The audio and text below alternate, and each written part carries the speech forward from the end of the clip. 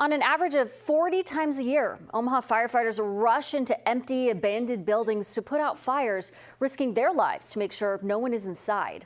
Omaha Fire Department officials tell our John Chapman the buildings are a safety issue for the people who use them for shelter. Thank you. Recently, Omaha firefighters found themselves in a dangerous situation, answering a call at a house with extreme hoarding conditions that should have been vacant. With most of those vacant structures, typically what you see is there's a fire that happened. That fire had to start somehow. A lot of the utilities are disconnected, so there's ultimately a risk that firefighters will take because we do have to ensure that there's nobody in that structure. People who were taking shelter in the house got out safely. No firefighters were hurt.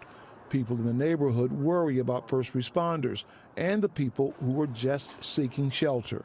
We just don't know anybody's situation unless we're in that situation, I guess. Gary Hughes and Mark Green both have been in that situation on the streets looking for shelter. It's pretty rough out in the streets nowadays, you know.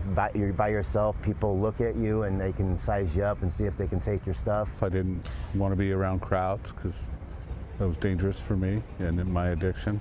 For the last 7 years, Gary has worked at the Open Door Mission. When he was on the streets, the colder weather forced him to look for shelter. I started being homeless right towards the end of the summer going into the winter months, so it was cold. The colder months are when firefighters see an increase in fires in vacant buildings. Since October, 19 fires in vacant buildings, 9 in January alone. Firefighters fight back by scouting vacant buildings across the city.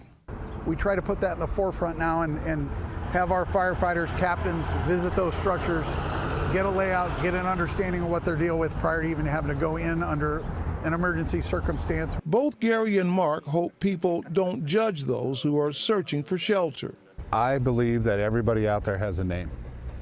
When you categorize them as homeless or addicts, every one of those individuals has a name. My name was Gary Hughes. The only difference between them and me is that I don't have the money to pay.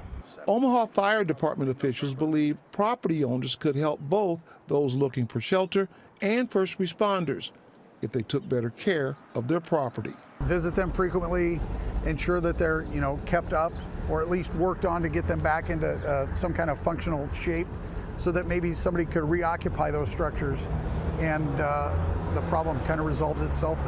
In Omaha, I'm John Chapman, First Alert 6.